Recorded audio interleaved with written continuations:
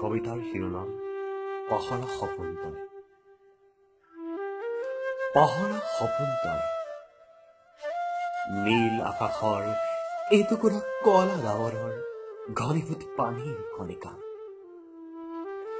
নাহিবি পুনঃ মোৰ চকুৰ পতাত বহি সোঁৱৰণিৰ মায়া হবলৈ। নিবিচাৰো গধূলি গোপালৰ সুবাস, নিবিচাৰো ৰজনীগন্ধাৰ একান্ত আশ্বাস। পাহৰা সপোন তই।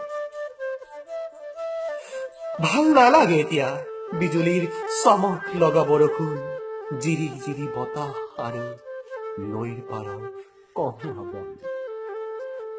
মন গহনত মাথো নিশব্দ শব্দৰ স্পন্দন, আলোড়ন আৰু আলোড়ন। তই যে এতিয়া পাহৰা সপোন তই লগত।